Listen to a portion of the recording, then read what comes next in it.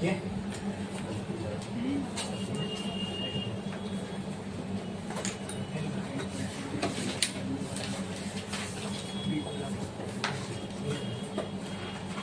यहां तक समझ में आया? हाँ।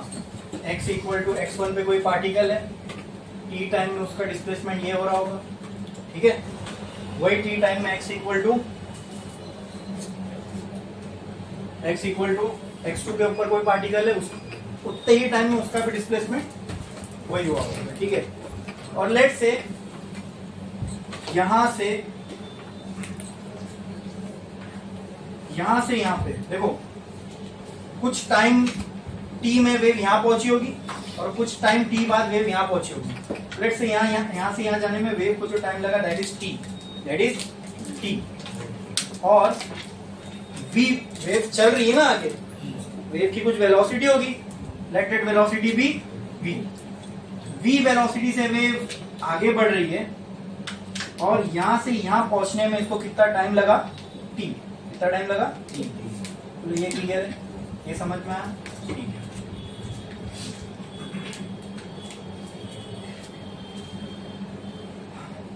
t टाइम बाद वेव जो है इधर पहुंची, ठीक है।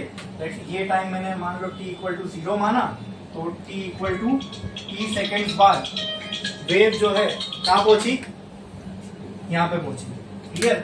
तो अगर मैं इसकी और ये डिस्प्लेसमेंट से x है, ठीक है, x2 माइनस x1 इतना डिस्प्लेस हुआ ना, लेट्स से ये जो डिस्टेंस है ये x कवर की, इसमें इतना क्लियर है, इसमें किसी को कोई डाउट है?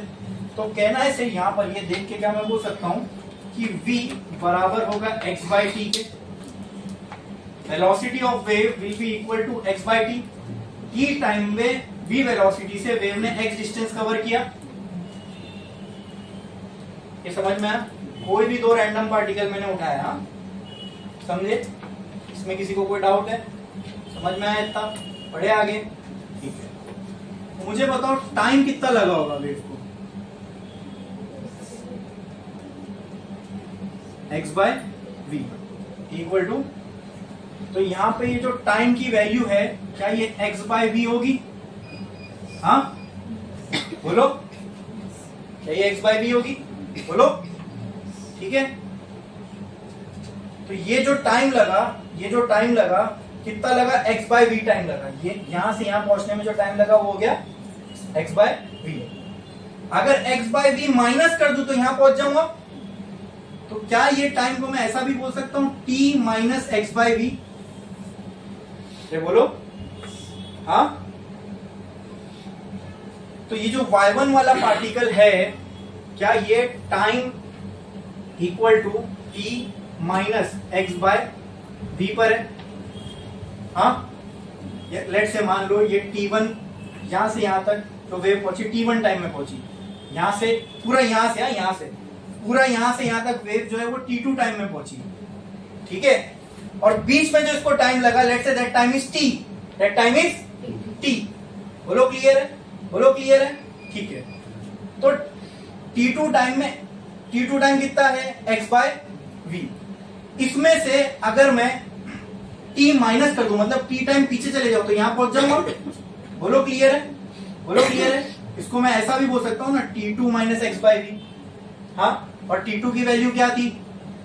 x बाय वी, वही 0 पे पहुंच गया। तो बस t2 को मैं t2 ना बोलते हुए t टाइम बोल रहा हूं, क्लियर है? तो ये भी क्या हो जाएगा? t। यानी यहां से यहां पहुंचने में जो वेव को टाइम लगा वो कितना था? x by v. x by v time अगर मैं पीछे चले जाऊं तो यही हुआ ना, x बाय वी टाइम अगर मैं पीछे चले जाऊं तो वापस में यहां आ गया। देखो तो t1 कितना हो गया? t minus x by t की वैल्यू कितनी है? x by minus x by, answer कितना है? यहीं से इसकी वैल्यू 0 ही थी ना, इक्वल टू 0। बोलो इतना क्लियर है? ये इसका टाइम है, बोलो क्लियर है? इसका टाइम कितना है? t equal to t minus, इसका टाइम कितना था? x by v. बोलो इतना क्लियर है? इसमें किसी को कोई डाउट है? ये समझ में आया? कोई भी इक्वेशन, कोई भी एक वेव को पकड़ लो। चलो मैं ये वाली को पकड़ता हूँ, इसकी इक्वेशन लिखता हूँ, ठीक है। y1 वाला जो पार्टिकल है, इसके डिस्प्लेसमेंट की इक्वेशन क्या होगी? इसकी डिस्प्लेसमेंट की इक्वेशन ये y1 वाला पार्टिकल है, ये ऐसे ऐसे डिस्प्लेसमेंट कर रहा है, क्या परफॉर्म कर रहा है ये SHN। तो इसकी डिस्प्लेसमेंट की इक्वेशन क्या होगी, y1 equal to a sine omega t plus five, ये होगी मीन पोजीशन से डिस्प्लेस हुआ। प्लस फाइव क्यों आया, ठीक है, क्योंकि हम लोग इसको ये पता नहीं इसकी है कहां से हम लोग उसको देख रहे हैं। अगर मीन से शुरू होगा तो फाइव की वैल्यू 0 ही रहेगी। क्लियर, इतना समझे। क्या मैं y1 की जगह ये पूरा टर्म लिख सकता हूँ, हाँ ठीक है। तो y1 की जगह अगर मैं ये लिख दूं क्या, a sine omega t plus five, ये पूरे को मैं कहा देख रहा हूं, टाइम की वैल्यू कितनी है यहाँ पे, e minus x by v, x by v is equal to, ठीक है, जो इसका डिस्प्लेसमेंट है वो इसका डिस्प्लेसमेंट है, तो कहना है ऑल्सो राइट y1 हियर, हाँ अरे बोलो, जो इसका डिस्प्लेसमेंट है वो अगर यहां पर कोई पार्टिकल होता तो उसका भी यही डिस्प्लेसमेंट होता, बराबर, ठीक है। चलो जो y2 था वही वैल्यू y1 थी, इसलिए मैंने यहाँ पे क्या लिख दिया y1। बोलो इतना क्लियर है, बोलो इतना क्लियर है, ठीक है।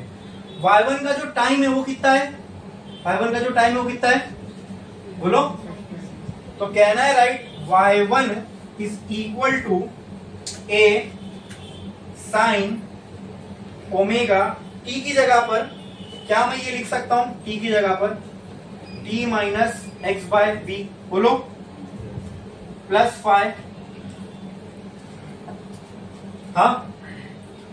और शुरू में हमने कुछ डिस्कस किया था, याद है कि वेव की जो इक्वेशन होगी is a function of x and T, wave is a function of x and, यानी इसकी जो भी इक्वेशन होगी उसमें x का और t का दोनों का टर्म आना चाहिए। फंक्शन का मतलब इसकी वैल्यू इस पे भी और इस पे दोनों पे डिपेंड करती है, ठीक है। तो इसकी जो इक्वेशन बनेगी उसमें किस के टर्म होने चाहिए, x के और, देखो क्या दोनों टर्म है इसके अंदर, क्या दोनों के टर्म है, ठीक है।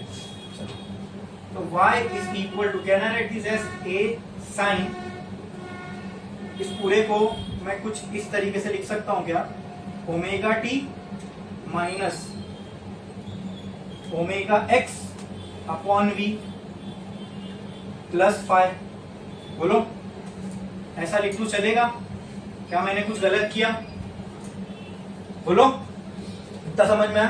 काम करो पहले इतना छापो, क्या हेडिंग लगाया आपने, y is the function of x and t। ये वाला एक डायग्राम लो और ये वाला एक डायग्राम बनाओ, बनाओ जल्दी।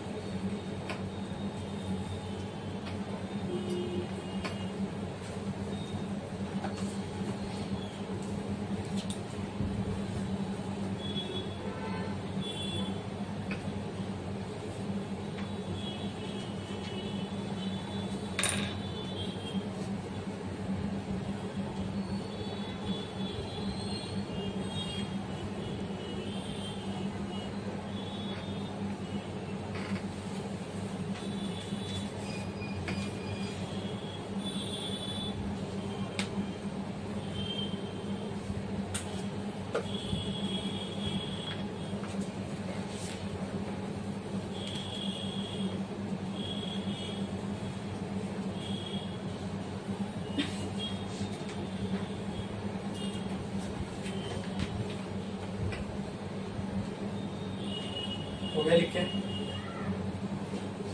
किसी को कुछ डाउट है? यहाँ तक पहुंचे सब लोग?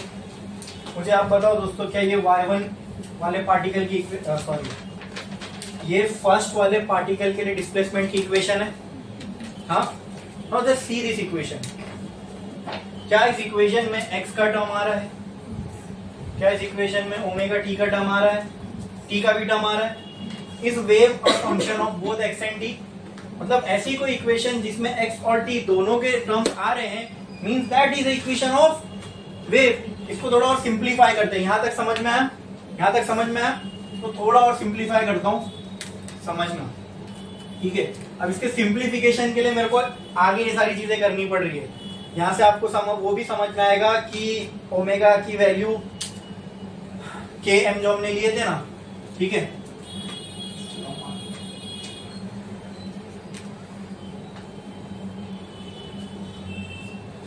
अब मेरी बात ध्यान से सुनना। एक चीज बताने जा रहा हूँ, ये चीज अगर समझ में आ गई तो टेक्स्ट बुक के जितने भी वेव के चैप्टर में ग्राफ है वो समझ में आ जाएंगे। ये मेरे हाथ में वही सिनेरियो इमेजिन करो, ठीक है? रस्सी के ऊपर मार्बल्स बहुत सारे, यहाँ से लेके वहां तक लाइन से मार्बल रखे हुए। अब मैंने क्या किया, एक डिस्टर्बेंस नहीं किया, ऐसा करते जा रहा हूँ। क्या होगा? पहली वाली वेव निकलेगी, ठीक है? वो ट्रैवल करते हुए जाएगी, यहाँ टकराएगी, टकरा के नीचे से रिटर्न आएगी, ठीक है? फिर अगली वाली वेव आएगी, टकराएगी। इससे क्या होगा, मुझे ना इस रस्सी के ऊपर कुछ ऐसा पैटर्न देखने को मिलेगा। आप भी एग्री करते हो क्या? हाँ, जैसे आपने अगर कोई चादर को कभी झटका होगा ऐसे ऐसे, तो आपने देखा होगा उसमें ऐसे ऐसे ऐसे ऐसे कुछ पैटर्न बनते हैं, ठीक है? तो क्या आप इस बात पे एग्री करते हो कि इस रस्सी में कुछ इस तरह का पैटर्न बनेगा? बोलो। अगर मैं इसको यहाँ से ऐसे ऐसे ऐसे डिस्टर्ब करना चालू करूं, तो क्या आप एग्री करते हो कि इसके ऊपर इस रस्सी पे कुछ इस तरीके का पैटर्न बनेगा? ऐसा पैटर्न का मतलब क्या है कि सर यहाँ वाला पार्टिकल यहाँ पर है, यहाँ वाला पार्टिकल यहाँ पर है, यहाँ वाला पार्टिकल यहाँ पर है, यहाँ वाला यहाँ पर है, यहाँ वाला यहाँ पर है। और जैसे जैसे टाइम आगे बढ़ेगा सर, ये वाला पार्टिकल नीचे जा रहा होगा, ये भी नीचे जा रहा होगा, ये वाला पार्टिकल हो सकता है यहाँ ऊपर आ रहा होगा, ये वाला नीचे जा रहा होगा। आई बात समझ में? मतलब एक ऑक्सीलेशन जो हमने पढ़ा था, यहाँ सेम टाइम पे करोड़ों पार्टिकल का ऑक्सीलेशन हो रहा है। समझ पा रहे हो मैं क्या बोल रहा हूँ? सेम टाइम पे करोड़ों पार्टिकल का ऑक्सीलेशन हो रहा है, और टाइम के साथ कोई पार्टिकल कोई ऊपर जा रहा होगा, कोई नीचे जा रहा होगा, कोई बीच में होगा, कोई एम्पलीट्यूड पे होगा। ये बात आपके समझ में आ रही है? बहुत कॉम्प्लेक्स सिनेरियो हो गया ना। इसके लिए हमने क्या किया, हमने इसकी एक फोटो ली। जैसे आपने फोटो ली, आपने टाइम को फ्रीज कर दिया। पर्टिकुलर टाइम पे जो भी वेव की पोजीशन थी ठीक कर लिया आपने, ये वक्त को आपने वहां पे थमा दिया। उस टाइम की जो भी वेव की सिचुएशन थी वो आपने लिखी यहाँ पे, वो आपके सामने ही है। मान लो ऐसा कुछ दिखी आपको वेव, ठीक है? आपने डिस्टर्बेंस किया, जो भी वेव बनी आपने उसकी क्या ली, फोटो ली, ठीक है? तो आपने वो फोटो को लेके क्या कर दिया, वहां पे टाइम को फिक्स कर दिया। एक पर्टिकुलर टाइम की आपके पास वेव की पोजीशन है, ये समझ में आया? यानी वो टाइम पे वेव का हर पार्टिकल कहां होगा वो एग्जैक्ट आपको फोटो में दिखेगा। ये समझ में आ रहा है कि नहीं आ रहा है? बोलो अच्छे से। रस्सी, डिस्टर्बेंस, ठीक है? कुछ टाइम मैंने करता रहा, ठीक है? अब कैसे पता करूं कि, मतलब अगर वेव के बारे में जानना है तो मुझे पहले तो ये जानना पड़ेगा कि पार्टिकल कौन सा है, ठीक है? कौन से पार्टिकल पे जाके देखूं। अब मैं पहुंच गया पार्टिकल पे, जैसी पार्टिकल पे पहुंचा, अरे ये पार्टिकल स्थिर थोड़ी है, ऊपर नीचे ऑक्सीलेशन करते जा रहा है। यहां आ गया, मैं पहुंच गया, ठीक है? आपने कहा सर x इक्वल टू, आपको पहले ये देखना पड़ेगा आपको कौन से पार्टिकल के बारे में जानना है। आप x इक्वल टू मान लो 6 7 जहां पे भी है, वहां पे आपको क्या मिला, एक पार्टिकल मिला। एक पार्टिकल के पास आप आके खड़े हो गए, आपको देखना है इस वक्त इसकी सिचुएशन क्या है। लेकिन ये तो टाइम के साथ ऑक्सीलेट हो रहा है ना, कैसे इसकी टाइम के साथ सिचुएशन बता सकते हो नहीं। तो इसलिए हमने क्या किया, एक पर्टिकुलर कोई भी एक टाइम पे फोटो खींच ली। क्या कर ली? फोटो खींच ली। किसकी? इसकी वेव की। अब सारे पार्टिकल फ्रीज हो गए उस फोटो में, सारे पार्टिकल उस टाइम पे जो पार्टिकल जहां था वो फ्रीज हो गया। यानी आपने क्या कर लिया, पार्टिकल को उस वेव में पार्टिकल के टाइम को क्या कर दिया, टाइम को क्या कर दिया, फ्रीज। अब सिर्फ क्या मैं y वर्सेस x का ग्राफ बना सकता हूं? सोचो, अब मेरे पास एक फोटो है जिसमें मुझे ये वेव ऐसी दिख रही है। हाँ, इस पार्टिकल का यहां वाले पार्टिकल का डिस्प्लेसमेंट ये है, यहां वाले पार्टिकल का डिस्प्लेसमेंट ये, यहां वाले पार्टिकल का। अब टाइम तो यहां फिक्स हो गया, टाइम इज फिक्स, टाइम की वैल्यू मैंने क्या कर दी, यहां पे फिक्स कर दिया। अब सिर्फ कहां पे जाके चेक करना है, x की वैल्यू पे जाके चेक करना है। मान लो x इक्वल टू 6 पे मुझे चेक करना है ये वाले पार्टिकल की क्या सिचुएशन है, तो इसकी x की कुछ तो वैल्यू होगी, इसकी x पे कुछ तो वैल्यू होगी। वो वैल्यू हम कहां से देखेंगे, यहाँ इनिशियल पोजीशन से, मतलब मेरे हाथ के पास से, बराबर। x इक्वल टू समथिंग पे मैं गया, यहाँ पे चेक किया, ओ सर ये टाइम पे ये पार्टिकल इधर पे है। ये पार्टिकल को मैंने डिफाइन कैसे किया, इसकी x से, बोलो, यहां से इसकी पोजीशन बता के। ये क्लियर है कि नहीं है, ये क्लियर है कि नहीं है, समझ में आया? तो आप वेव चैप्टर में जितने भी ग्राफ देखोगे वो आपको y वर्सेस x का मिलेगा। किसका मिलेगा, किसका? अब यहाँ टाइम नहीं है, हमने एसएचएम में जो ग्राफ देखा था वो डिस्प्लेसमेंट वर्सेस टाइम का था। यहाँ डिस्प्लेसमेंट वर्सेस x है। x का मतलब पार्टिकल की पोजीशन, कहां से, स्टार्टिंग पोजीशन से, जहां से मैं डिस्टर्बेंस दे रहा हूं वहां से। आई बात समझ में? लेकिन ये ग्राफ बनाने के लिए फिर एक अजम्पशन करना पड़ रहा है, वो क्या, कि टाइम फिक्स है सर। हमने चलती हुई वेव को नहीं देख रहे हैं, हम वेव को देख रहे जो चल रही है, लेकिन वहां पे हमने उसका एक फोटो ले लिया। अब इस वक्त में वेव की क्या हालत होगी वो हमको बताना है, और ये जो हम इक्वेशन निकाल रहे ये भी उसी की है। आई बात समझ में? क्लियर है क्या? इसमें किसी को कुछ भी डाउट है? बोलो, समझ में आया? ये सिनेरियो समझ में आना चाहिए कि हम इक्वेशन जो डिराइव कर रहे हैं वो भी किस केस के लिए कर रहे हैं, समझ में आया? ठीक है, कि चलती हुई वेव को टाइम के साथ देखना इज वेरी कॉम्प्लेक्स, क्योंकि आप x इक्वल टू कोई पार्टिकल पे चले भी गए तो वहां जाके आप रुकोगे उस पार्टिकल को देखने के लिए, तो क्या पता चला, ये पार्टिकल तो वेव आती जा रही है, पार्टिकल एसएचएम करता जा रहा है, तो अक्सर यहाँ टाइम को भी रोकना पड़ेगा, तब जाके मैं एक फिक्स वैल्यू की बता सकता हूं। तो हमने क्या किया, पहले टाइम को रोका। टाइम को कैसे रोका, ये चलती हुई वेव है उसकी हमने फोटो ले ली, ठीक है, फोटो ले ली, t इक्वल टू जो भी सेकंड पे आपने फोटो ले ली, वहां पे टाइम रुक गया, t इक्वल टू इतना सेकंड पे ये वेव की कंडीशन है, ठीक है। अब सारे पार्टिकल जिस भी पोजीशन में थे वो आपको फोटो में दिख रहे हैं। अब बस आपको जो पार्टिकल को एग्जामिन करना है, आप यहां से x डिस्टेंस पर वहां तक जाओ और उस पार्टिकल को चेक करो। अब ये पार्टिकल अगर इधर है तो देखो, क्या ये पार्टिकल का डिस्प्लेसमेंट ही बताना है अपने को, ये पार्टिकल का डिस्प्लेसमेंट ही तो देखना है, पार्टिकल ही तो डिस्प्लेसमेंट कर रहे हैं ना। ये पार्टिकल का अगर डिस्प्लेसमेंट करना है तो उसके लिए दो चीज चाहिए, पहले तो ये जो सिचुएशन है ये कौन से टाइम की है, दूसरा ये जो पार्टिकल है वो यहां से कितना डिस्टेंस पर है, क्या ये दोनों बात इसको जस्टिफाई करती है, हाँ कि ना? बोलो, समझ में आया कि नहीं आया? बोलो, अरे बोलो, समझा कि नहीं समझा? समझा कि नहीं समझा? पक्का? बढ़ू आगे? ठीक है। तो ये जो भी ग्राफ आप देखोगे y वर्सेस x का, उसमें एक चीज अपने बैक ऑफ द माइंड होनी चाहिए, वहां लिखी हुई नहीं रहेगी, क्या टाइम की वैल्यू कुछ तो है, फिक्स वैल्यू पे ये ग्राफ बना है। यहाँ क्या चेंज कर सकते हैं हम लोग? हाँ, अब x इक्वल टू यहाँ पे आऊं मैं, तो क्या यहाँ डिस्प्लेसमेंट यही होगा? नहीं, यहाँ डिस्प्लेसमेंट कुछ और होगा। यही बात समझ में क्लियर है? हाँ, लेकिन ये वाले पार्टिकल और ये वाले पार्टिकल को देखूं तो इन दोनों का डिस्प्लेसमेंट सेम हो सकता है। यही बात समझ में? पर ऐसी कोई पार्टिकल को हमने लेके चले थे ताकि हम लोग को वेव की इक्वेशन आ सके। बोलो, इतना क्लियर है? ये चीज समझ में, ये आपने बना लिया हो ना? ठीक है।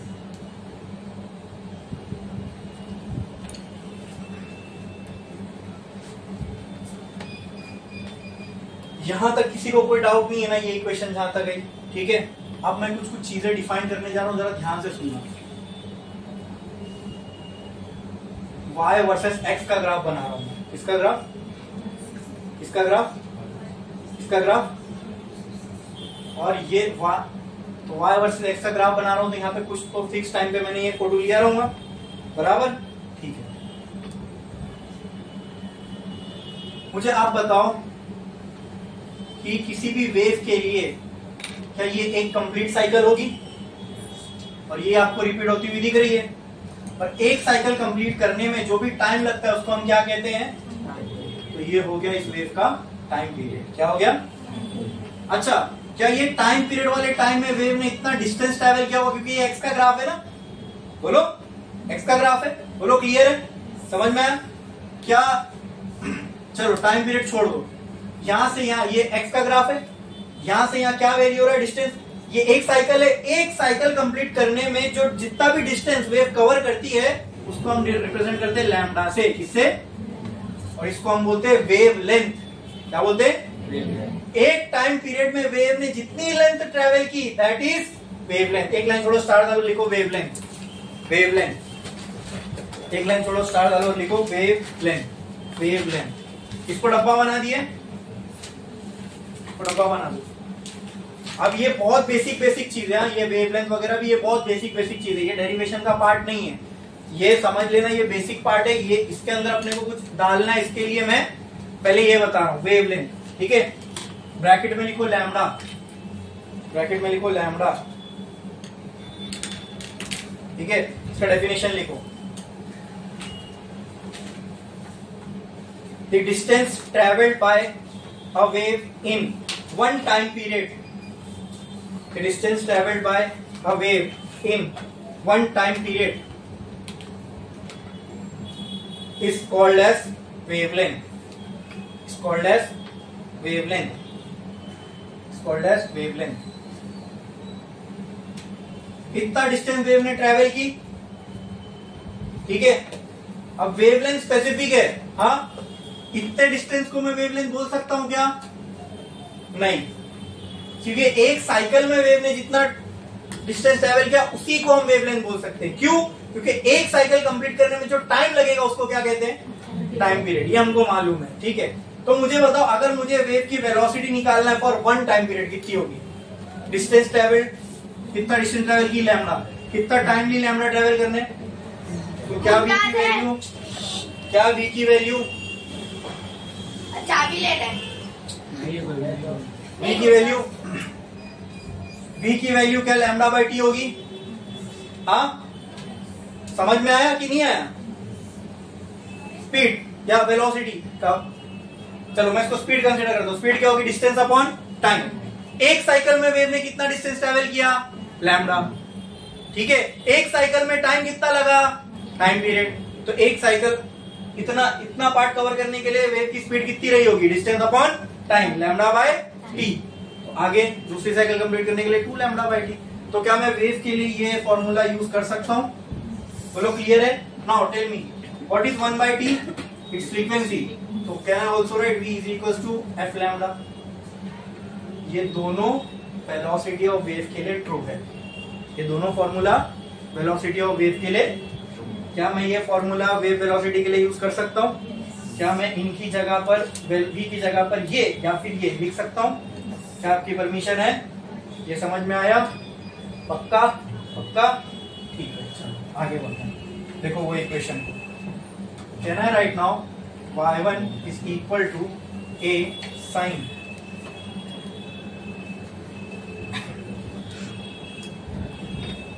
ध्यान से देखो, a sin omega T minus omega को एज इट इज लिख दिया मैंने।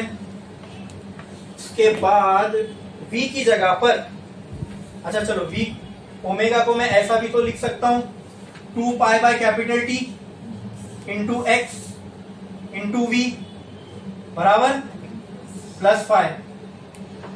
कोई डाउट? कोई डाउट? बोलो। अब आप बताओ, मैं v को क्या लैम्डा बाय टी लिख सकता हूं? हाँ, can I write y1 is equal to a sin omega T minus 2 pi t into x lambda by capital t plus 5। बोलो इतना क्लियर है? यहां से डी, यहां से डी, क्या बचेगी equation? y1 is equal to K sine omega T minus 2 pi by lambda into X. क्या ऐसा लिख के मैंने कुछ गलती की? बोलो, टेल मी, से सो नो, से सो नो। अरे बोलो ना भाई, इतना समझा क्या? क्या इसमें किसी को कोई डाउट है? Now tell me, what is this 2 pi? Is it a constant? Yes. Lambda क्या एक कांस्टेंट वैल्यू होगी? लैम्डा टाइम पीरियड भी एक कांस्टेंट वैल्यू होती है, ठीक है। एम्पलीट्यूड जैसे एक कांस्टेंट वैल्यू होती है, क्या लैम्डा भी एक कांस्टेंट होगा? तो ये कांस्टेंट, ये कांस्टेंट, ये कांस्टेंट, इन तीनों को रिप्लेस करके क्या मैं एक नया कांस्टेंट लिख सकता हूं?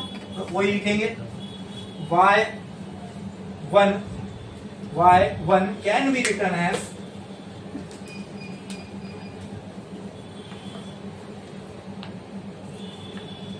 ए साइन, ब्रैकेट में क्या मैं लिख सकता हूं? Omega T minus k x plus 5। बोलो, क्लियर है? इसमें किसी को कोई डाउट है? हमने क्या किया यहाँ पे, ये पूरा कांस्टेंट था, इसके बदले में एक नया कांस्टेंट लिख दिया, व्हाट दैट इज के एक्स। इसमें किसी को कोई डाउट? पक्का? पक्का, ठीक है। अब ये y1 के लिए वैलिड है। क्यों वैलिड है? क्योंकि ये पार्टिकल जो है, हमने माना था ये पार्टिकल यहां पे था, उसकी इक्वेशन थी y1, ठीक है। अब मान लो यहां मैं कोई पार्टिकल लेता हूं, उसकी पोजीशन लेट से yn है, ठीक है। तो मुझे इस पार्टिकल का क्या क्या चाहिए? एक तो कौन से टाइम के लिए मैं देख रहा हूं, दूसरा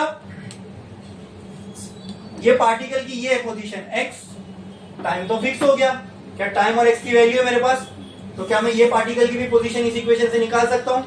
चलो यहां कोई पार्टिकल पकड़ लो, इसकी क्या चाहिए आपको? टाइम। ये तो x का ही ग्राफ है ना, तो ये पोजीशन अगर x की वैल्यू मुझे मालूम है, टाइम फिक्स है, टाइम यहां पुट कर दिया, x यहां पुट कर दिया, हाँ,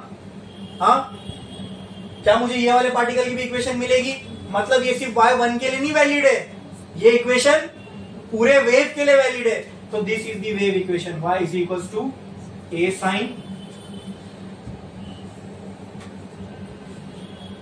omega T minus k x plus 5। यही होती है वेव की इक्वेशन। आई बात समझ में? बोलो क्लियर है? जो जो स्टेप से हम गुजरे वो सारी चीजें आपको समझ में आई। अब यहां से मैं आपको एक चीज और बताना चाहता हूं, जरा देखो गौर से और मुझे बताना। यहां पर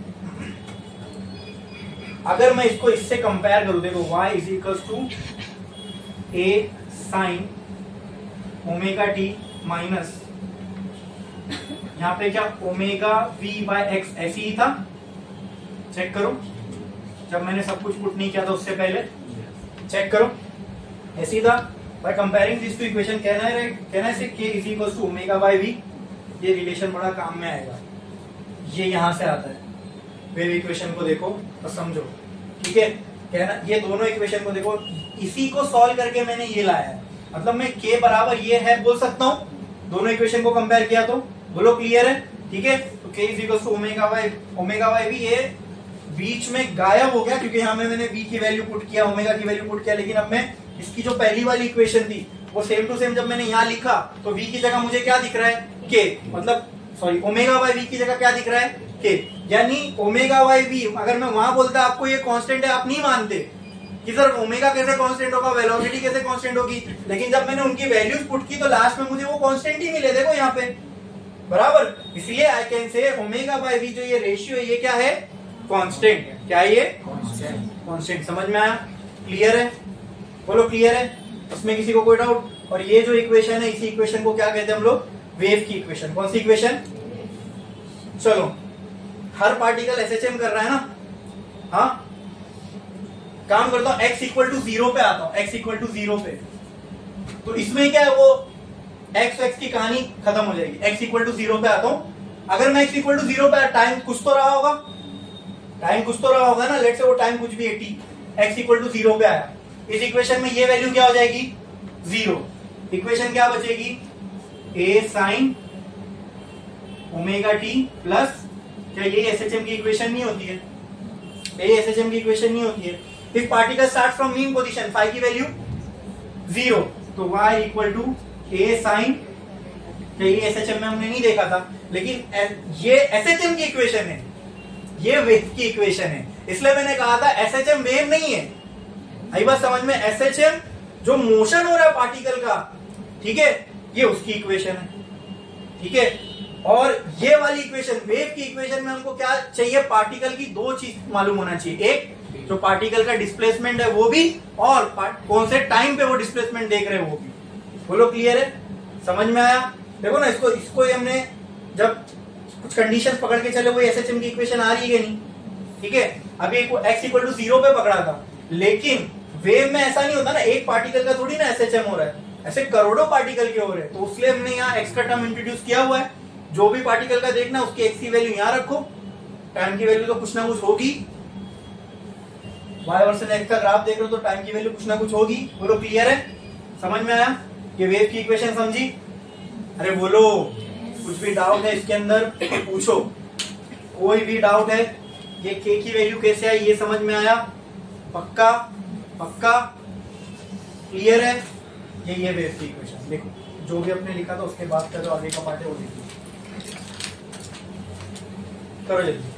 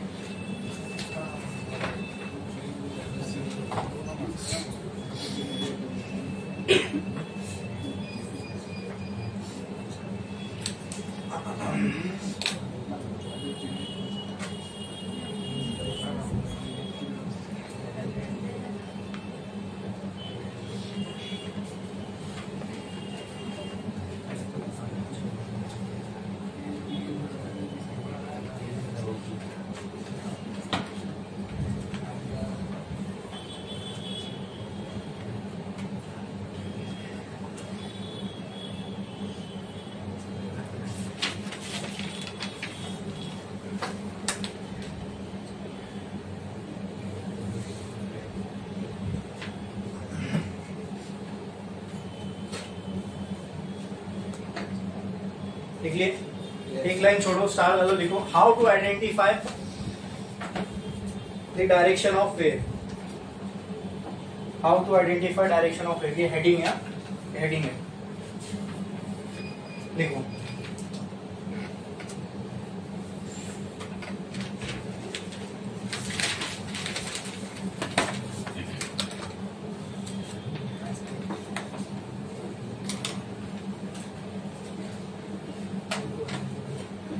देखो, if coefficient of x, if coefficient of x, bracket में लिखो a, ब्रैकेट में लिखो, क्या छोड़ दो, कोएफिशिएंट ऑफ x लिख दो बस। if coefficient of x and coefficient of t have same sign,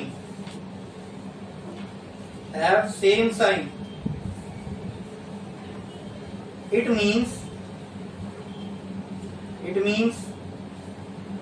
that wave is traveling in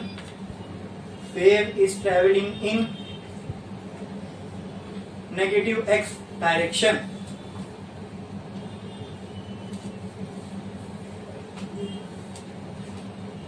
अगर बताओ कोएफिशिएंट ऑफ x और कोएफिशिएंट t की वैल्यू डिफरेंट होगी तो एक लाइन छोड़ो, वही लिखो, पॉजिटिव x डायरेक्शन। तो बेसिक बात है ये, ठीक है, ये समझ में आएगा तो आगे हम लोग जो रिफ्लेक्शन और वगैरह देखने वाले वेव का वो समझ में आएगा।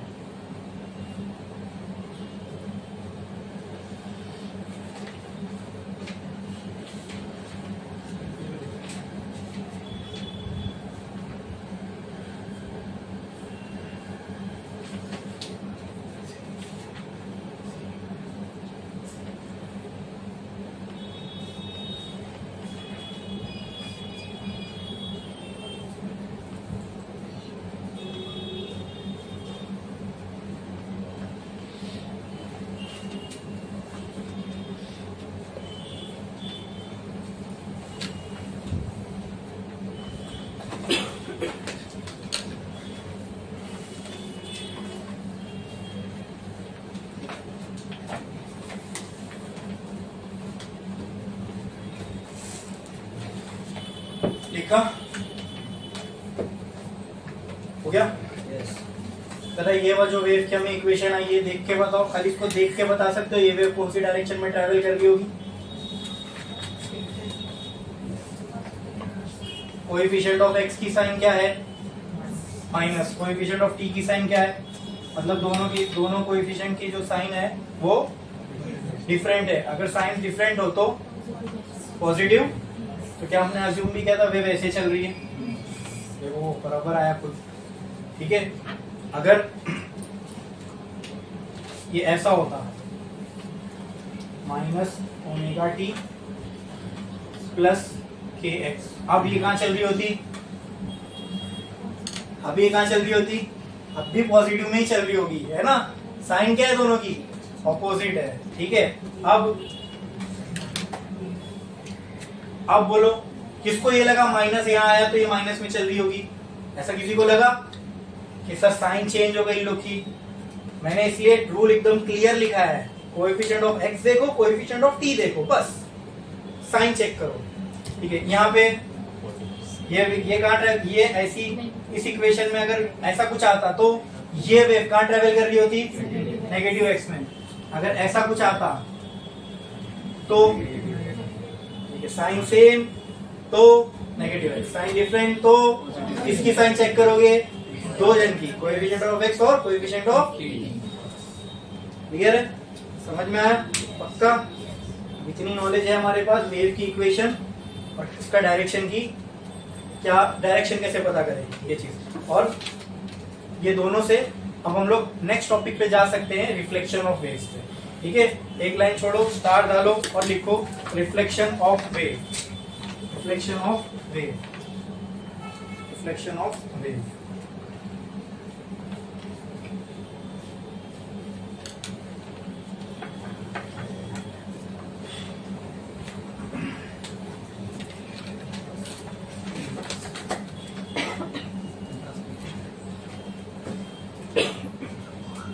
रिफ्लेक्शन ऑफ वेव लिखा आपने, ठीक है। अब ये वही एग्जांपल है जो मैं आपको कब से समझा रहा था, ठीक है। सामने दीवार है तो ये दीवार बना दी मैंने, ये ऐसा बना दे मतलब ये फिक्स्ड एंड है, ठीक है। यहां से एक मैंने रोप बांधी, ठीक है। इस रोप पे मैंने यहां से एक डिस्टर्बेंस दिया, तो क्या यहाँ एक ऐसी वेव क्रिएट होगी? बोलो कहां प्रोपोगेट करेगी वेव? कौन सा डायरेक्शन में? राइट में, लेफ्ट में? राइट में। ये बन गई वेव, ठीक है। इस वेव की इक्वेशन बोलो, y is equals to a sine omega T minus k x plus five. बोलो क्लियर है इतना? ठीक है। और एक चीज, ये पूरी वेव की इक्वेशन लिख ली है ना आपने, इसमें एक क्लैरिटी दोस्तों एकदम आपको होनी चाहिए, इस साइन के बाजू में ये जो पूरा टर्म होता है इसको हम बोलते हैं फेज। क्या बोलते हैं? फेज। ये टोटल की जो भी वैल्यू होगी ना वो आपको ये बताएगा कि उस वक्त वेव किस एंगल पे है, उस वक्त वेव किस एंगल पे है। ठीक है, और ये जो वैल्यू होती है इसको बोलते हैं इनिशियल फेज। ये बस वो एंगल है जहां से शुरू हुआ। ये हमने इसमें भी देखा था ऑक्सीलेशन में, साइन के बाजू का जो पूरा एंगल है वो बताता है फेज, और जो फाई है वो सिर्फ इनिशियल फेज हो जाता है। इनिशियल फेज का मतलब अगर ये मीन पोजीशन से कुछ एंगल छोड़ के शुरू हुआ है तो जो छोड़ के शुरू हुआ है ना वो होता है फाई, होता है। और टी टाइम बाद अगर मैं इसका एंगल चेक करूं तो जो भी उस टाइम पे एंगल होगा वो ये पूरा एंगल होता है। ये समझे कि नहीं समझे? अरे बोलो, समझे कि नहीं समझे? हाँ, से एग्जांपल, पार्टिकल मीन पोजीशन पे था, शुरू ये यहां से 30 डिग्री छोड़ के हुआ, 30 डिग्री, तो फाई की वैल्यू बोलो, फाई की वैल्यू। इनिशियल फेज इसका कितना, जितना छोड़ के शुरू हुआ वो हो गया इनिशियल फेज। मैं बोल रहा हूं कि पार्टिकल 30 डिग्री मीन पोजीशन से छोड़ के शुरू हुआ मोशन करना, तो इसका इनिशियल फेज कितना है 30। यहां से शुरू हुआ, टी टाइम बाद लेट्स से इसने 60 डिग्री और कवर किया। मैं इसका फेज पूछ रहा हूं, फेज फेज होता है total angle from mean position, तो कितना होगा 60 प्लस जो बचा हुआ 30, टोटल कितना हुआ 90। ये होता है फेज। आई बात समझ में? Phase is the total angle from mean position and initial phase is, अगर मान लो मीन से शुरू हुआ तो ये फाई की वैल्यू 0, तभी तो ये खाली ओमेगा टी बचता है। याद है? ये समझ में आना चाहिए, क्लैरिटी होनी चाहिए। ठीक है, अब क्योंकि ये वेव, अच्छा इसकी इस वेव के साथ क्या होगा, इसके बाद वेव के साथ क्या होगा, ये वही फिक्स एंड है, ऐसी वेव गई दीवार, ये ऑब्जर्व किया गया, ये चाहे तो आप करके देख लेना, दीवार पे रस्सी बांधो, जब ऐसी वेव क्रेस्ट जब टकराता है फिक्स्ड एंड से, ट्रफ बन के निकलता है। क्या बन के निकलता है? ट्रफ। मतलब ये ऐसा गया था, पीक गई थी, वैली आएगी। ठीक है, पीक गई थी, क्या आएगी? वैली। क्या आएगी? अच्छा, ये क्रैश ट्रफ क्या होता है? देखो, वेव का जो ये ऐसा पार्ट होता है ना, टॉप मोस्ट पहाड़ जैसा, तो इसको हम लोग बोलते हैं क्रेस्ट। क्या बोलते हैं? और जो ये ऐसे कुएं जैसा पार्ट होता है तो इसके जो बॉटम पार्ट है इसको बोलते हैं ट्रफ। ठीक है, तो आगे जब मैं क्रेस्ट ट्रफ बोलूं तो कंफ्यूज, घबराना नहीं कि क्या एलियन वाली भाषा बोल रहा हूं। समझ में आया? क्लियर है? तो अब ये रिफ्लेक्ट हो गया, लेट्स से अब रिटर्न आएगा। जब ये रिटर्न आएगी वेव तो कुछ ऐसे आएगी, लेट्स अज्यूम इसमें कोई एनर्जी का लॉस नहीं हुआ, ये हम अज्यूम कर रहे हैं, तो इसका जो एम्पलीट्यूड है वो भी ए ही होगा। कितना होगा? अब क्योंकि ये वेव इंसिडेंट हुई थी तो इसलिए मैं इसको वाई आई बोल देता हूं। ये रिफ्लेक्ट हुई नहीं लग रही, टकरा के आई ना, तो let's call this wave as reflected wave. कौन सी वेव? अब इसकी इक्वेशन बताओ। हाँ, ए साइन, हाँ, omega t plus a x plus five. अब ए क्या पॉजिटिव है? माइनस ए आएगा ना। हाँ, बोलो क्लियर है? ये होगा इसकी इक्वेशन। समझे कि नहीं? बस ए में माइनस क्यों लग गया? अब ये नेगेटिव साइड है ना, समझे? अगर ये इसका ग्राफ बनाता मैं तो वाई ऊपर पॉजिटिव नीचे, तो इसका जब डिस्प्लेसमेंट नापूंगा तो ऊपर थोड़ी नापूंगा, नीचे के साइड नापूंगा ना। तो वहां पे जो ये वाई क्या है? डिस्प्लेसमेंट है। ऊपर क्या होता है? डिस्प्लेसमेंट प्लस है, नीचे क्या होता है? तो ऐसा वाला कहीं वेव का पार्ट दिख रहा है तो उसके लिए जो एम्पलीट्यूड होगा वो क्या होगा? माइनस ए होगा। बोलो क्लियर है? हाँ, समझ में आया? पक्का? कोई डाउट है इसमें? क्लियर? क्लियर, बस यही था रिफ्लेक्शन ऑफ वेव। ठीक है, ये हो गया reflection of wave from fixed and. कौन सा एंड? Fixed and. अगर यही फ्री एंड पे होता तो क्या होता वो भी हम देखेंगे। तो पहले ये लिख लो, रिफ्लेक्शन ऑफ वेव। पहला पार्ट एक लाइन छोड़ो, स्टार डालो और लिखो reflection of wave from fixed and, from fixed and, from fixed and.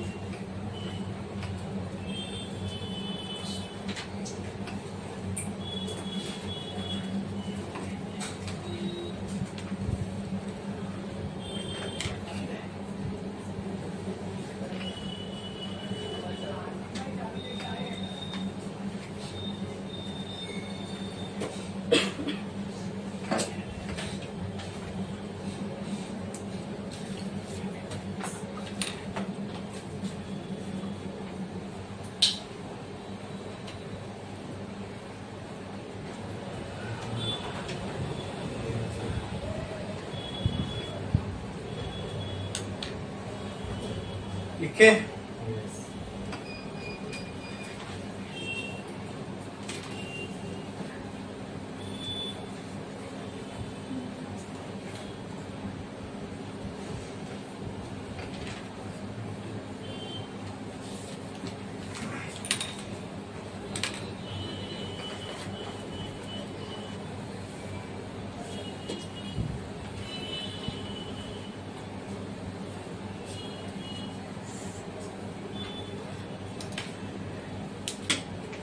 एक लाइन छोड़ो, लिखो for sake of simplicity let's assume the particle starts from mean position. For sake of simplicity let's assume the particle starts from mean position. Therefore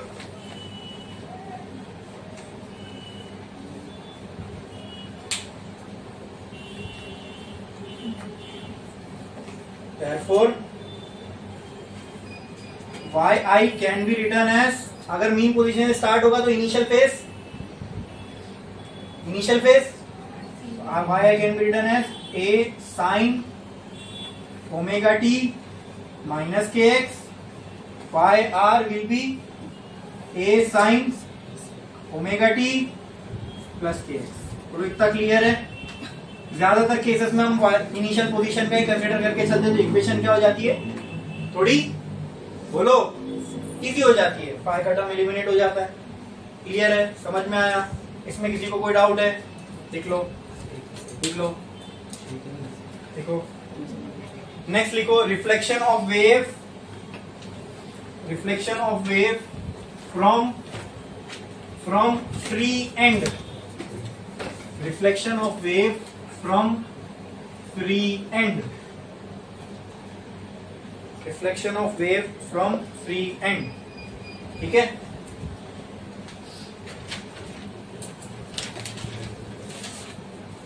reflection of wave from free and. Reflection of wave from free and. अब यहां जो दीवार थी उसको हटा के मैंने यहां पे एक रॉड कंसीडर कर लिया। ठीक है, यहाँ पे मान लो एक ऐसा रॉड लगा हुआ है, इस रॉड के अंदर मैंने एक रिंग डाल दिया, ऐसी होगी ये रिंग। बोलो क्लियर है? बोलो क्लियर है? वही जो रस्सी थी अब वो मैंने इस रिंग पे ज्वाइन किया। ठीक है, बोलो क्लियर है? और वो रस्सी कुछ ऐसी है। बोलो क्लियर है? समझ में आया? Now I am giving a disturbance to this part, ये ऐसा। बोलो क्लियर? हाँ क्लियर है? अब क्या होगा जब, अब पहले तो इसकी इक्वेशन बताओ। y i will be equal to, let's assume यहां भी पार्टिकल मीन पोजीशन से स्टार्ट हो रहा है तो क्या हो जाएगी, a sin omega t minus kx। बोलो इतना क्लियर है? ये हो गई इस केस में इसकी इक्वेशन। अब जब ये वेव यहां पहुंचेगी, अब पहले कैसे दीवार थी, वेव दीवार का कुछ नहीं बिगाड़ सकती थी, इसलिए दीवार पे टकराई, रिटर्न ऐसे आ गई। लेकिन अब ये फ्री एंड है, जैसी वेव इधर पहुंचेगी ये अपने साथ इसको ऊपर उठा लेगी।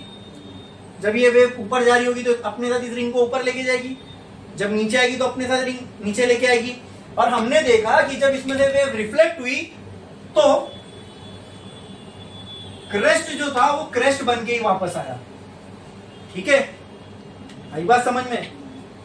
ये इसके वीडियोस वगैरह आपको मिल जाएंगे यूट्यूब पे, रियलिटी में भी आप देख सकते हो कि अगर ऐसे कोई फ्री एंड है, फ्री एंड मतलब जो दूसरे एंड पे हमारी रोप बंधी हुई है वो मूव हो सकता है। पहले केस में जो दूसरा एंड था वहां दीवार थी, वो मूव नहीं हो सकती। ठीक है, इसके पास ये करके हमने क्या कर दिया, जो दूसरा वाला एंड है, ठीक है, उसको फ्री एंड इसलिए बोल रहे हैं कि वेव जब वहां पहुंचेगी तो वेव के बाद एनर्जी होगी। ठीक है, वेव उठी, नीचे आई, ठीक है, अब रिटर्न में जो वेव आएगी ना वो भी क्रेस्ट ही बन के निकलेगी। आई बात समझ में? क्लियर है? समझ में आया? ठीक है, this was purely based on observation. ठीक है, देखोगे आप ऐसा होता हुआ, जब अगर ऐसा सिनेरियो अगर आप प्रोड्यूस करोगे तो आपको दिखेगा ऐसा होता हुआ। बोलो क्लियर है? समझ में आया? अब इस इक्वेशन की, रिफ्लेक्टेड रे की बताओ मुझे क्या इक्वेशन बनेगी। माइनस अब क्यों आएगा, नीचे थोड़ी है, एम्पलीट्यूड तो अभी ऊपर ही है ना, ए एम्पलीट्यूड नीचे रहेगा तो यहाँ माइनस का ध्यान रखना है, ए साइन, अब दोनों की साइन सेम।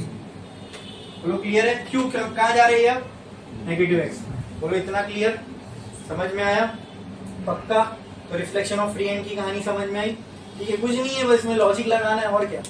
इक्वेशन तो हमको आ चुकी है, इक्वेशन आई, उसमें साइन का भी क्या रोल है वो भी मैंने आपको बता दिया, किस तरीके से साइन चेंज होगी ओमेगा और टी वाले टर्म की और एक्स वाले टर्म की, ठीक है।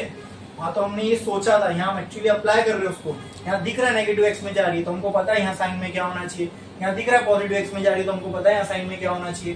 क्लियर है, छापो ये reflection from free and, reflection from free and.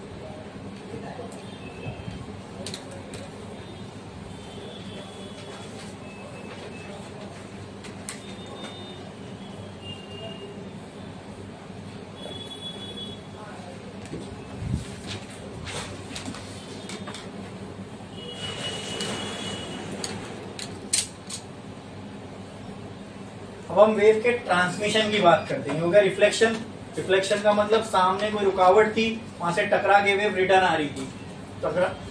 Reflection के दो केस हमने देखा, एक रिफ्लेक्शन फिक्स एंड से और एक रिफ्लेक्शन फ्री एंड से। अब एक केस पे आते हैं जिसमें ट्रांसमिट होगी वेव, किसमें क्या होगी, ट्रांसमिट। अच्छा, रिफ्लेक्शन में एक बात ये भी थी कि जिस मीडियम से वेव गई उसी मीडियम में वापस आई। जैसे मान लो अगर ये दीवार के इस साइड पे अगर एयर है तो एयर से गई, एयर में ही आई, चाहे वो फ्री एंड हो चाहे फिक्स एंड हो, रिटर्न आ रही है ना। तो जिस मीडियम से गई थी उसी मीडियम में, अगर यहाँ हवा थी तो हवा से गई, हवा में आई। यहाँ अगर पानी होता तो पानी में गई, पानी से गई, पानी में ही आ गई वापस। अरे बोलो क्लियर है, बोलो क्लियर है। ट्रांसमिशन में क्या होता है कि इसके बाहर निकल जाएगी, ठीक है। ट्रांसमिशन आप तभी बोल सकते हो जब मीडियम चेंज होगा, जब मीडियम, अगर आप बोलोगे कि सर ये हटा दो और मैं बोलता हूं इसके बाद ये मैंने बाउंड्री बना दी, इसके बाद वेव ऐसी जा रही है और ये मीडियम भी एयर है, ये मीडियम भी एयर है, तो इसकी जरूरत ही क्या थी फिर, वो एक ही वेव हुई ना। जब भी ट्रांसमिशन होगा वहां पे क्या चेंज हो जाएगा, बोलो, मीडियम चेंज होगा। क्या चेंज होगा, मीडियम। क्या चेंज होगा, तब मैं कह सकता हूं कि वेव का क्या हुआ, ट्रांसमिशन। क्या हुआ, क्या हुआ, ट्रांसमिशन। कब, जब वेव मीडियम चेंज कर ले, जब वेव मीडियम चेंज कर ले, ठीक है। चलो लेट्स से ये मैंने एक लाइन खींची, इस लाइन के इस साइड में पूरा पूरा एयर है, इस लाइन के उस साइड में पूरा पूरा वाटर है, ठीक है, वाटर। अब इसको हम जब पढ़ते हैं रिफ्लेक्शन में तो एयर वाटर बोल के नहीं पढ़ते हैं, रेयर और डेंसर पढ़ते हैं, ठीक है। जिस चीज के मॉलिक्यूल बहुत दूर दूर है that is a rare medium, जिस चीज के मॉलिक्यूल क्लोज क्लोज है it is a denser medium. तो बताओ एयर और वाटर में किसके मॉलिक्यूल दूर दूर होंगे, एयर के। तो कौन सी मीडियम होगी वो, air will be called as a rare medium. तो आगे जब हम इस चैप्टर में मीडियम की बात करेंगे तो रेयर डेंसर बोल के बात करेंगे कि आपके, मैं बोलो ना, फंडामेंटल से शुरुआत करता हूँ कि आम भाषा में समझ में आए, फिर हम लोग जो भी फिजिक्स की लैंग्वेज है उसमें आ जाए, आराम से ट्रांजिशन कर सकते हैं, तो आसान पड़ता है। ये कौन सा मीडियम है, रेयर मीडियम। वो मीडियम जिसके मॉलिक्यूल क्लोज क्लोज हो, ऐसा डेंस हो गया ना वो भाई, एक पर्टिकुलर कम वॉल्यूम में ज्यादा मॉलिक्यूल, ज्यादा मास, ठीक है, डेंसिटी ज्यादा। वाटर कैसा मीडियम है, डेंसर मीडियम। तो मैं अभी एक केस कंसीडर करता हूं जहां पर वेव जो है यहां से चल रही है वहां जा रही है, मतलब कहना है say wave is travelling from rare to denser, कह सकता हूं? अरे बोलो, यहाँ वाटर या हनी हो सकता है, वो भी रेयर डेंसर हो गया।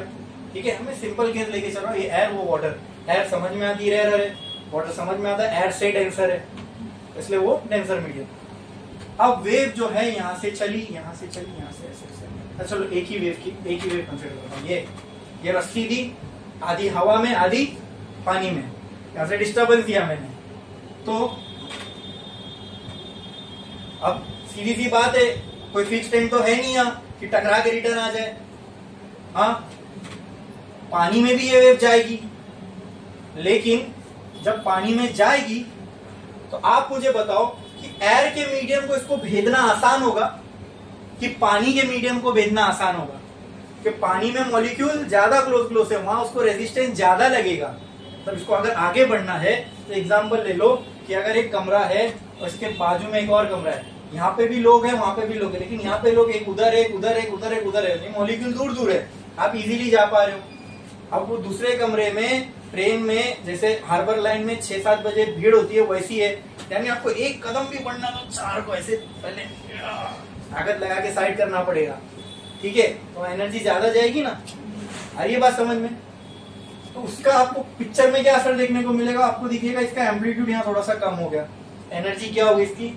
लॉस्ट हो गई, एनर्जी जाएगी ना भाई। आपको आगे बढ़ना, ये आपका पर्पस है, आगे बढ़ना आपका पर्पस है, लेकिन वहां पे आगे बढ़ने में आपकी एनर्जी लॉस होगी, यहाँ आगे बढ़ने में उतनी एनर्जी लॉस नहीं होगी। भाई बात समझ में? अरे बोलो क्लियर है? पक्का समझ में आया? तो यहाँ पे एम्पलीट्यूड क्या हो गया? कम हो गया, कम हो गया। ठीक है, अरे बोलो समझा कि नहीं समझा? क्यों कम हो रहा है एम्पलीट्यूड? एनर्जी का लॉस हो रहा है ना, ताकत कम हो रही है। अब देखो ऐसे एग्जांपल समझ लो, ये एम्पलीट्यूड क्यों कम हो रहा है? पार्टिकल के पास जो एनर्जी थी अब वो डिस्प्लेसमेंट में नहीं जा रही है, अब उन पार्टिकल को भेजने में जा रही है। तब एनर्जी यहाँ खत्म हो गई तो डिस्प्लेसमेंट अब कम होगा ना। हाँ, समझ में आ रहा है? एनर्जी कुछ पार्टिकल की यहाँ लॉस हो गई, तो अब एम्पलीट्यूड दोनों का अलग अलग है, तो मैं इसको बोल सकता हूँ एम्पलीट्यूड ऑफ इंसिडेंट, और इसको अब ये वेव ट्रांसमिट हो गई, मीडियम बदल गया तो वेव कहां क्या हो गई? ट्रांसमिट हो गई, तो मैं बोल सकता हूँ इसको amplitude of transmitted wave, amplitude of transmitted wave. बोलो इतना क्लियर है? समझ में आया? इसमें किसी को कोई डाउट है? बस इसकी इक्वेशन बताओ मुझे, वाई आई क्या होगा? ए आई, लेट से दोनों में वेव, ये वेव यही है, शुरुआत तो दोनों की एक ही से हुई होगी, तो लेट से जहां से भी शुरुआत होगी वहां पे जो पार्टिकल या जितने भी पार्टिकल है मीन पोजीशन से स्टार्ट हो रहे, तो सबका फाई क्या होगा? 0 साइन ओमेगा टी, इसकी यहां चल रही ना, माइनस के, ये हो गई। रेयर से डेंसर में जाएगी तो ऐसा होगा। वाई ट्रांसमिटेड की क्या होगी? Eighty sign omega T minus k x ही रहेगा ना, वो भी तो पॉजिटिव वाई में ही जा रही है, आगे बढ़ रही है। बोलो क्लियर है? माइनस भी नहीं आएगा क्योंकि ऊपर ही है। बोलो क्लियर है? बोलो समझ में आया? इसमें किसी को कोई डाउट है? पक्का पक्का पक्का? ठीक है। क्या आपको ये भी लगता, ऐसा लग रहा है कि जब ये एयर से अचानक पानी में जाएगी कुछ हिस्सा इसका हो सकता है रिफ्लेक्ट भी हुआ, ऐसा लगता है? इसमें से कुछ छोटा सा हिस्सा रिफ्लेक्ट होके भी आ सकता है। हाँ, तो अगर ये छोटा सा हिस्सा रिफ्लेक्ट होके आ रहा है, इसको मैं ए आर मान सकता हूं, तो मुझे बोलो वाई आर किसके बराबर हो जाएगा? माइनस ए साइन ओमेगा टी। ठीक है, ये हो गई ट्रांसमिशन की पूरी कहानी। समझ में आया? समझ में आया? अब इससे आपको थोड़ा सा ये भी लग रहा होगा कि यहाँ पर से एम्पलीट्यूड कम क्यों होगा, थोड़ा एम्पलीट्यूड इधर चला गया, ऐसा सोच लो। या फिर ये सोच लो इसको भेजना मुश्किल है, अब पार्टिकल को आगे भी जाना है, इनको भी हटाना है, तो कुछ एनर्जी वहां खर्च हो रही है, तो उतना वो एम्पलीट्यूड जितना पहले एम्पलीट्यूड था उतना अचीव नहीं कर पा रहा है। समझ में आया? क्लियर है? लिख दो ट्रांसमिशन ऑफ वेव।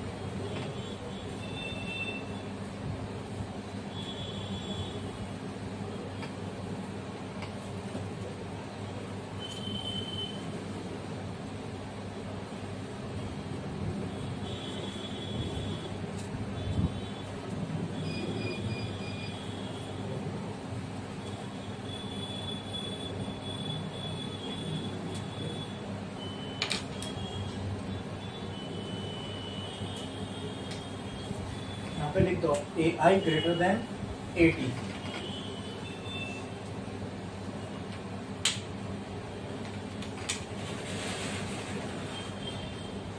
हो गया लिख के। अब एक केस हम लोग ऐसे ही देखते हैं, उसका आप मुझे आंसर दो। अगर ये ऐसा होता, यहां होता वाटर और यहां होता एयर, तो आप मुझे बताओ क्या होता। ठीक है, ये हो गया एम्पलीट्यूड ऑफ इंसिडेंट वेव, यहां चल रही है। वाई की इक्वेशन बताओ क्या होती है, AI sign omega T minus k x. Water से जैसी ये एयर में जाएगी, अब यस एम्पलीट्यूड बढ़ जाएगा, बढ़ गई है। ठीक है, आपको वो रूम में एकदम ऐसा करके जाना पड़ रहा था, उसका अगला रूम एकदम खाली है, फटाक से ऐसे चलने लगे। ठीक है, तो ये एम्पलीट्यूड फट से बढ़ गया, तो ये एम्पलीट्यूड ऑफ ट्रांसमिटेड क्या होगी, amplitude of transmitted will be greater than amplitude of incident. तो बोलो क्लियर है। हाँ, यहाँ कोई रिफ्लेक्शन हो सकता है नहीं, यहाँ लग ही नहीं रहा कुछ रिफ्लेक्शन जैसा होगा। ठीक है, क्योंकि वो रेयर मीडियम है, सारी की सारी ट्रांसमिट। तो y t will be equal to a t sine omega T minus k x. ठीक है, अगर रेयर से डेंसर में, सॉरी वाटर क्या है, डेंसर, और यहाँ पे बोलो क्लियर। हाँ, अच्छा, अब वही रिफ्लेक्शन वाले केस में रेयर डेंसर डिफाइन करना हो तो मैं कैसे कर सकता हूं। रिफ्लेक्शन वाले केस में हमने क्या किया था, रिफ्लेक्शन वाले केस में हमने इस साइड पे एयर कंसीडर करनी थी, इस साइड पे क्या था, वॉल। क्या था, वॉल के मुकाबले एयर रेयर है, तो रिफ्लेक्शन कहां से हो रहा है, रेयर से डेंसर की तरफ। ठीक है, ठीक है, या फिर चलो अगर मैं दो रस्सी को एक साथ ज्वाइन कर लूं, ये एक रस्सी हो गई और ये एक रस्सी हो गई। ठीक है, अब यहां से मैंने अगर डिस्टरबेंस दिया, ठीक है, ये रस्सी से, तो ये हो गई रेयर रस्सी, ये हो गई डेंसर रस्सी। तो वेव कहां रही है, रेयर से डेंसर में, तो यहां तो वेव ऐसी ऊंची ऊंची होगी और यहाँ पे वेव छोटी हो जाएगी, और जो भी रिफ्लेक्ट होगा वो ऐसे उल्टा आएगा। तो रेयर से डेंसर में जो रिफ्लेक्शन होता है उसमें अगर मैं पूछूं फेस का डिफरेंस कितना होगा, तो आप बोलोगे सर 180 का होगा। देखो ना, ऐसी गई ऐसी आई, पूरा 180 डिग्री, ये हो गया फेस डिफरेंस, इसको हम फाई से भी रिप्रेजेंट करते हैं। और अगर डेंसर से रेयर में जा रही है तो फेस का डिफरेंस कुछ भी नहीं होता, जैसी है वैसी जाएगी ना। अरे बोलो क्लियर है, समझ में आया, पक्का पक्का। ये रिफ्लेक्शन की बात कर रहा हूं मैं। ठीक है, ठीक है, अभी ये वाला केस कहां देखने को मिलेगा, वो फ्री एंड वाला केस समझ लो, ये वाला जो फ्री एंड वाला केस था। ठीक है, फ्री एंड वाला, ये रस्सी के मुकाबले या फिर एयर के मुकाबले, ये जो फ्री एंड है, let's consider this as a rare medium, और जो ये साइड है ये डेंसर। तो अगर रेयर से डेंसर की तरफ रिफ्लेक्शन आ रहा है तो, सॉरी, डेंसर से रेयर की तरफ आ रहा है, ये रेयर थी, ये डेंसर, डेंसर से रेयर की तरफ अगर रिफ्लेक्शन आ रहा है तो फेज में कोई डिफरेंस होगा नहीं। फेज डिफरेंस क्या आ रहा था इसका, 0, यानी जैसी गई वैसी रिटर्न आ गई। ठीक है, तो एक काम करो, दो टेबल बनाओ, दो टेबल, एक रिफ्लेक्शन के लिए 3 टेबल बनाओ, प्रॉपर्टीज, रिफ्लेक्शन, ट्रांसमिशन, ऐसे।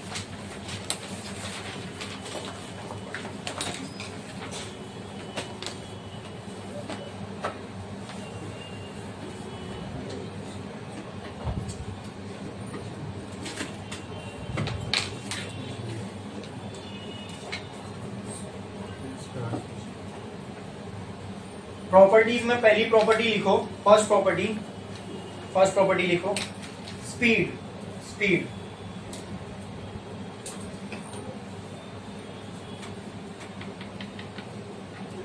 स्पीड हटाओ, लिखो पहले मीडियम, पहले लिखो medium. Second speed,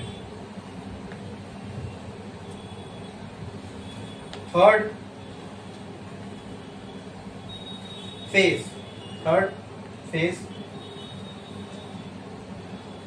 fourth frequency, frequency.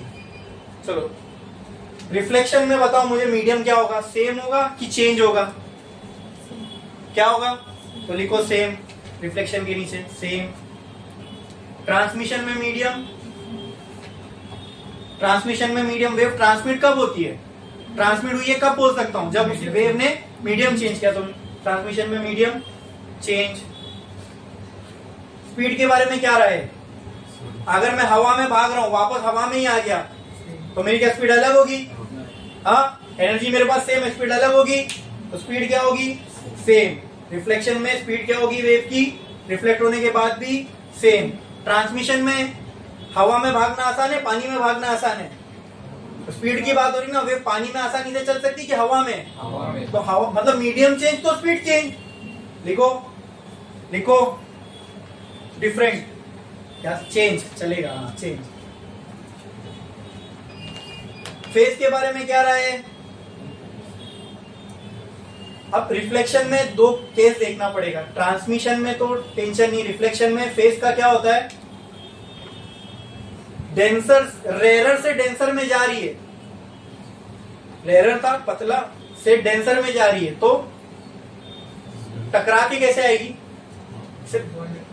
हवा से पानी में जा रही है वेव, ऊपर से गई ऐसे, आगे कुछ जाड़ी चीज है, मजबूत चीज है, उससे टकरा गई तो रिफ्लेक्ट कैसे होगी? उल्टा। और अगर हल्की चीज है तो, या समझ लो वो उसका केस हमने अभी क्या देखा? रेयरर से डेंसर, डेंसर से रेयरर में रिफ्लेक्शन का केस ही नहीं आ रहा था। पूरी की पूरी क्या हो रही थी? ट्रांसमिट। क्या हो रही थी? ठीक है, तो उसको ऐसा लिखो, ऐसा लिखो इसको, रेयरर टू डेंसर। ठीक है, ब्रैकेट लिखो, phase pi, denser to rarer, phase कितना होगा? 0। फेस डिफरेंस कितना होगा? 0। और उसके अंदर ट्रांसमिशन में इंसिडेंट आई, ट्रांसमिटेड गई, कुछ डिफरेंस आया फेज में, एम्पलीट्यूड कम हुआ ठीक है, लेकिन फेज में कुछ डिफरेंस आया नहीं, तो फेज कितना होगा?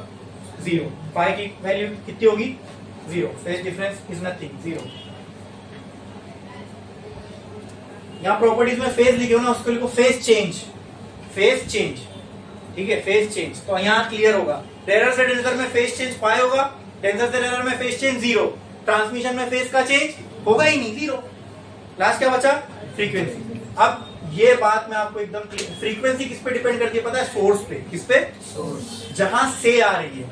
अगर मान लो मैं यहां से 1 सेकंड में 60, 1 सेकंड में अगर मैं 60 साइकिल बना रहा हूं वेव की, एयर में, जैसे एयर में ये 1 सेकंड में कितनी साइकिल है वेव की? 60। कितनी है?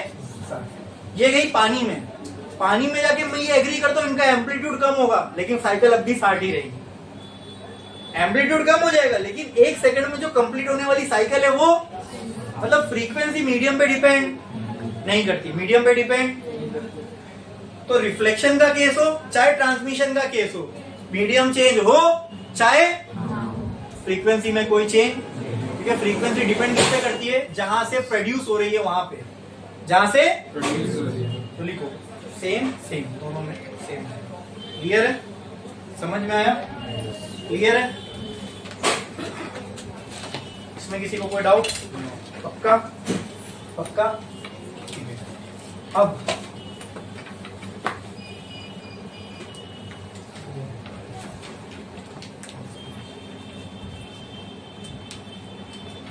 अब मान लो दोस्तों यहां पर ये वॉल है, मैंने यहां से एक डिस्टर्बेंस दिया, एक वेव क्रिएट हुई, वो यहां गई, ठीक है।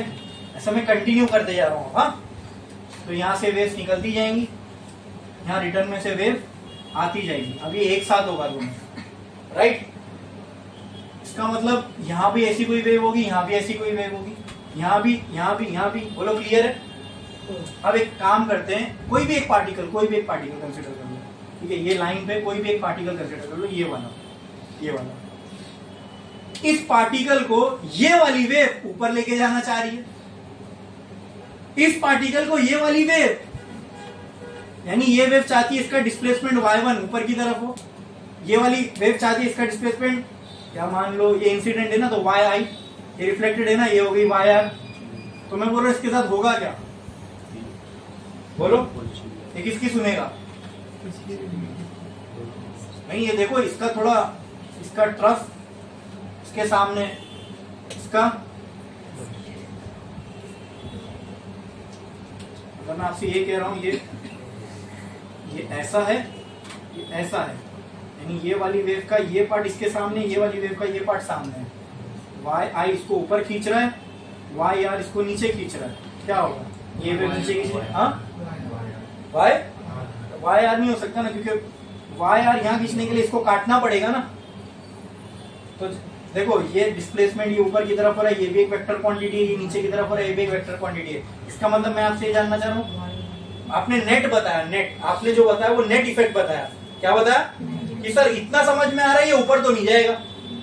आपके कहने का मतलब यही था ना कि इतना समझ में आ रहा है सर, वायर का मतलब, मैं अगर आपसे सवाल ऐसा किया करता, बताओ मुझे पार्टिकल कहाँ जाएगा, ऊपर या नीचे, तो आप कहाँ बोलोगे? एकदम क्लियर लिखा जाएगा सर डाउनवर्ड डायरेक्शन में आएगा। क्यों? क्योंकि यहाँ ऐसा लग रहा है सर एनर्जी इसको ज्यादा मिल रही है, यहाँ वाली वेव को ज्यादा खींचेगी, यहाँ वाली वेव कम खींचेगी। तो आपने जो मुझे बताया वो उसका नेट डिस्प्लेसमेंट बताया, क्या बताया?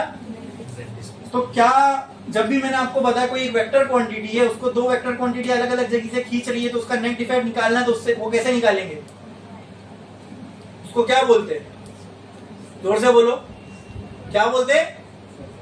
जोर से। सुपरपोजिशन। हाँ, फोर्स में भी हमने ये किया था, इलेक्ट्रिक फील्ड में किया था कि नहीं?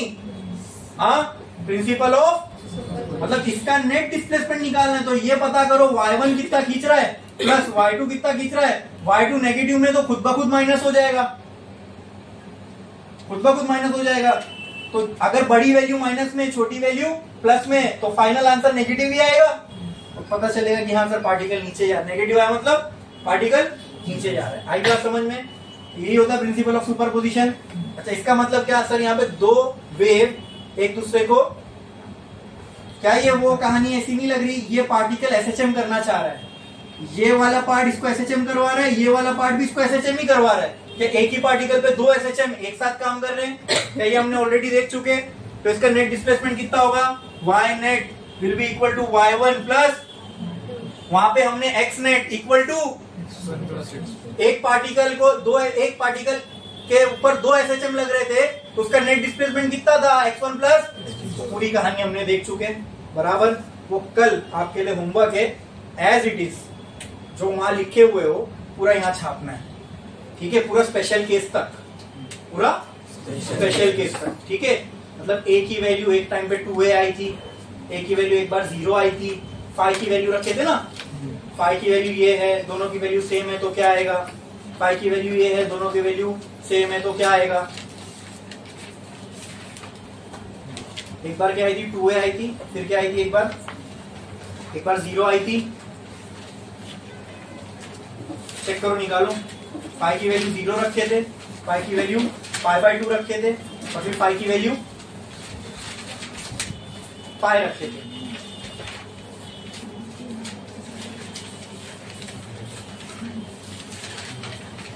आगे आगे आगे और आगे और आगे। इसके बाद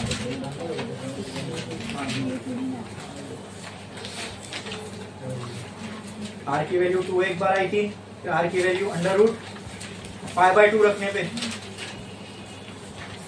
π/2 रखने पे क्या आई थी? a1 प्लस a2, तो 2a हो गया।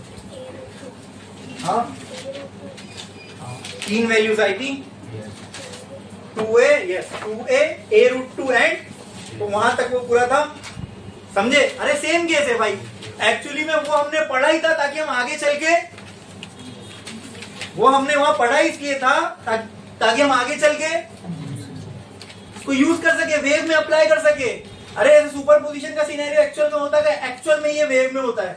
जब वेव रिफ्लेक्ट कर रही होती, जब वेव रिफ्लेक्ट हो रही होती है, तो वेव, ऊपर वाली वेव यही पार्टिकल को ऊपर की तरफ खींचना चाहेगी, नीचे वाली वेव उसी पार्टिकल को नीचे खींचना चाहेगी। तो होगा क्या? एक ही पार्टिकल, भाई ऊपर वाली वेव वो नीचे वाली वेव वो करवा दी तो एसएचएम ही है। तो एक ही पार्टिकल पे अब कितने एसएचएम एक्सपीरियंस होंगे? एक ऊपर वाली वेव की वजह से, एक नीचे वाली वेव की वजह से, एक इंसिडेंट वेव की वजह से, एक रिफ्लेक्टेड वेव की वजह से। समझ में आ रहा है? तो अगर एक पार्टिकल 2 SHM को एक्सपीरियंस कर रहा है तो उसका नेट डिस्प्लेसमेंट कितना होगा? दोनों के वजह से होने वाले डिस्प्लेसमेंट को क्या कर दो, ऐड। तो वही तो किए थे हमने उसमें। समझ में आया? हाँ, समझ में आया या नहीं? पूरा छापना इस पे, ठीक है? होमवर्क रहेगा।